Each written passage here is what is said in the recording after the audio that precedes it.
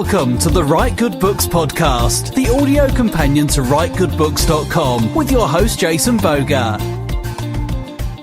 Hey everybody, we're back at the podcast. It's Jason, and I'm joined again with our co-host Scott Michael Childers. How are you? I'm doing fine. Doing fine, enjoying the weather. Yes. Three above. It's better than three Lincoln. below. Barely, but yeah. It's good to be back. Okay, so I think this week we'll talk about point of view, and maybe we'll split it up into three if we talk long, if you feel long-winded or not. I'm always long-winded. We'll see. I got a comment from one of our listeners named Hugh. Hello, Hugh. So I'll just kind of summarize his question here, and that will probably launch into a larger discussion. I am writing in the first person, and I need to have some rather heavy-duty information conveyed by a character, but there is no way it could possibly be formulated or spoken by that character. Do you know of any way I could get it out there, attribute it to him, but in another voice? From Hugh. So basically, how do you info dump in the first person? Yeah, and we don't know exactly what Hugh's setting and all of that is. One of my first things is, well, don't write yourself into that situation in the first place. Oh, that's the harsh. That's the tough love solution. But let's say you have, right? There are other ways for information to get through besides dialogue to another person, right? Because the first person narration really is dialogue throughout the whole story in a sense. It's your narrator telling. Yeah, I've seen some where it's narrator thinking, but narrator thinking to do a large amount of just information. Meh. Yeah. Right? One of the other things I would probably suggest is all that information really relevant? Yeah. At that exact point in time. That's true. He can slowly discover what he needs to tell. Right. Hear it from other characters. And, there are things like notes. And you have the main character. He or she or it or they or whatever it is. Could be a sentient dog, I don't know, that could read. Finds a note. And so the contents of the note has the information. Or the contents of something that person looked up. Magazine article. If it's something vital about your world, too, you just have... If it's something all the characters in the book should know, things just come up in conversations. Yeah, but you got to be careful of that. Those type of conversations say, as you know, we have 3 sons, yeah. Yeah, and some of it is cool, but isn't necessary at that point in time. I want people to think about, if they've ever watched Twin Peaks, there's a technique in there that could be used. He's dictating notes. Oh, sure, to right? Diane. Right. I mean, granted, there's not another person in the car, in the hotel, or whatever, but some of that info dumping is happening because he's recording his notes to another person, so he's talking about it out loud. Yeah. Now, again, Hugh didn't give us why, why all this stuff has to happen, so we can't give too specific. But those are some ideas. Yeah. Another one, I don't know if I would do this, but I've seen other writers do this. You might have a neutral third-person intro to each chapter or something like that. Yeah. So, there's a lot of variables, so we can't really be too specific on answering that question, but hopefully what we've talked about get some ideas out there. It's almost just kind of try things, and if it feels too info dumpy, show it to a critique partner and see what they think. Yeah. And I think one of the biggest things that if you absolutely can't write yourself out of having to do that, and you absolutely can't split up that info dump, you've got to bend somewhere. Yeah. It's your writing. You've got to change something. If you are married to all this information has to come out at this point, but you've got to change something in that scenario. Yeah.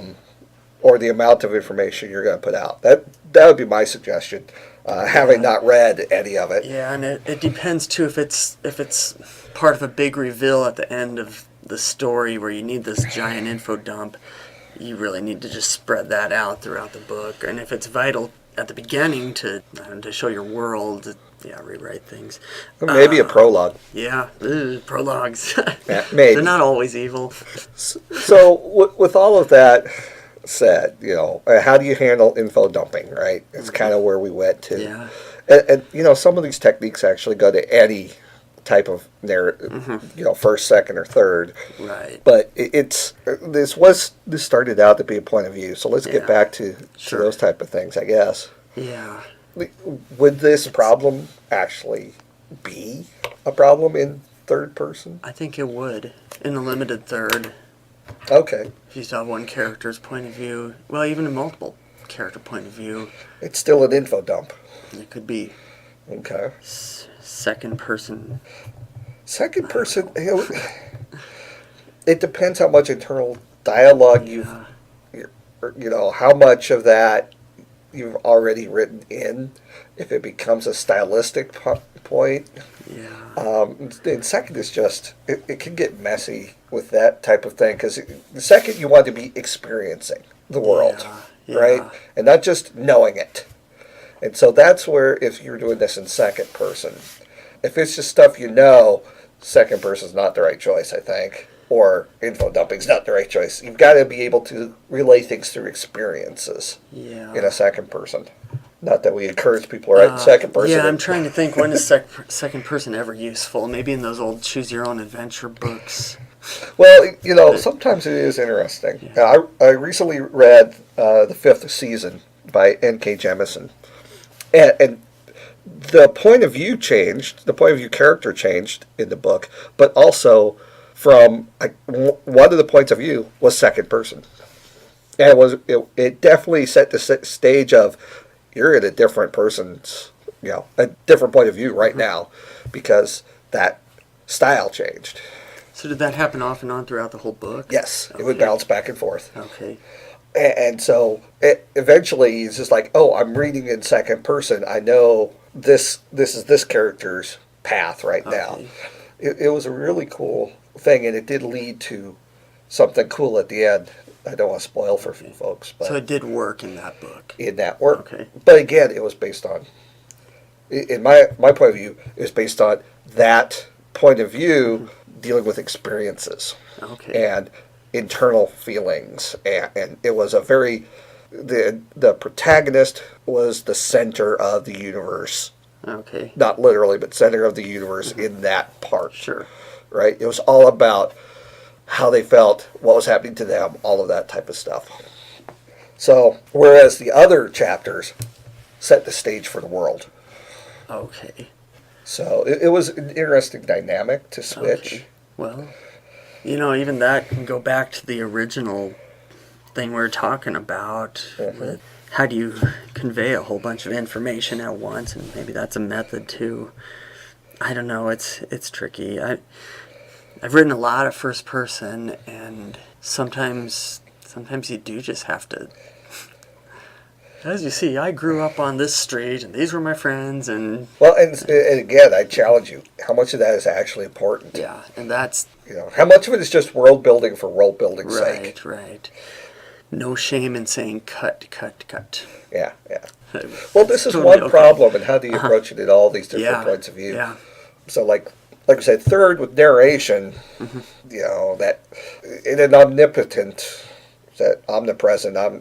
narrator, you might be able to get away with a little bit, but depends on execution. It could get boring. Yeah. Right. Second, I would stay away from that. Yeah, build through experience if you're writing in second.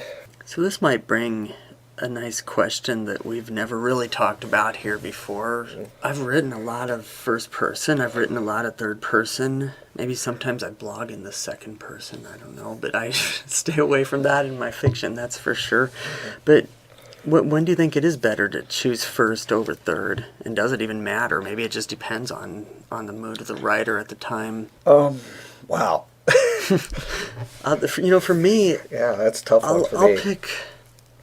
I guess it depends on what type of story and what type of style I'm writing. If I'm writing in something that I want to be more lighthearted or humorous or for a younger audience, I'll pick first person because it's easier to write.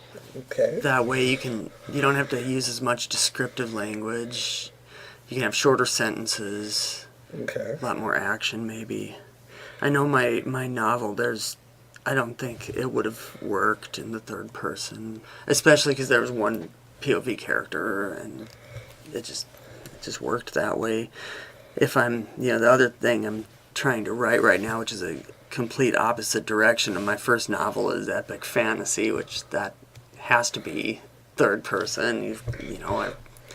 As of right now, probably have 10 point of view characters. And For my completely off the cuff, very little thought put behind it approach is like first and second persons are when it's the character that matters most. okay, And third, it's when the plot and setting or setting. yeah, Because with third, that's where you're doing more.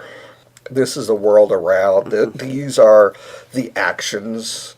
With first, you can get more into those discussions and emotions. And then second, when you are being told you did this or you are doing this, it's more of action and emotion and character than, say, the third.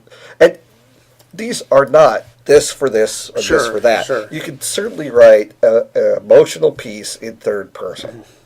You could do a character piece or a character piece in third person and a plot based in first person. You certainly could do that.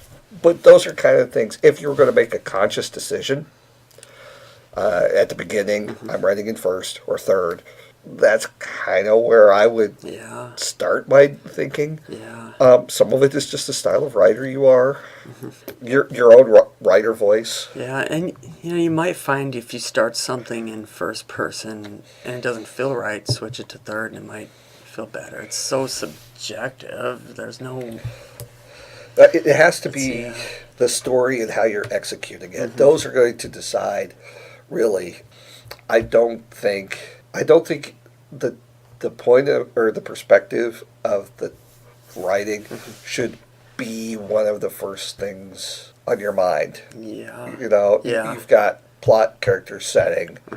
Allow that boil together, and then figure out what's going to be the best lens for me, the writer with my particular strengths and weaknesses, to go with. Yeah. That's kind of would be my suggestion. Yeah, it's got to be whatever feels right. And we haven't even talked about tenses. No. And that's what, is that our next episode on the Yeah, docket? I think we could, because I have a reader feedback on that too. Oh, cool. I will say, it seems like some genres, really newer books in certain genres, seem to fall under a certain point of view, I would say. I think I see a lot more young adult books in first person, sometimes first person present tense, where if you go to, I don't know if they still have a horror section, but you go to a horror section, you're usually going to be third person. Yeah, but actually it brings up something. Are you wanting to hide information or not? Oh, yeah. Because if you're hiding information, a first person is great because they aren't expected to know everything. Right. Now, granted, you have unreliable third, limited third, as opposed to omnipotent, omnipresent third. But yeah, if part of your story involves in hiding information from the reader, Right. first person is a nice way of or doing that. hiding information from the narrator, too.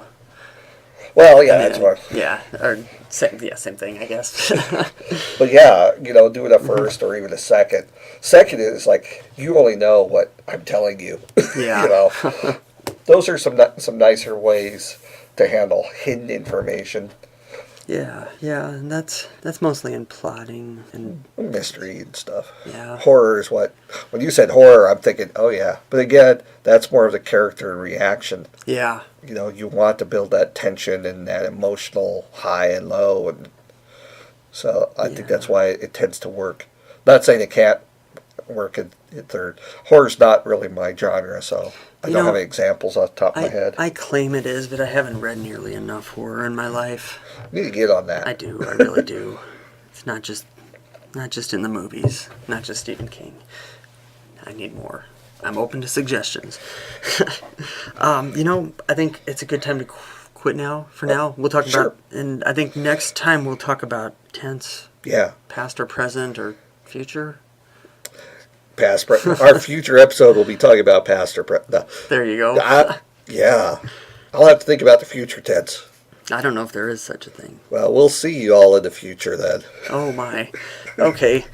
After this, if you would care to support us, you can check us out at writegoodbooks.com/podcast, and there we link to our Patreon page at patreon.com/writegoodbooks for all sorts of neat things.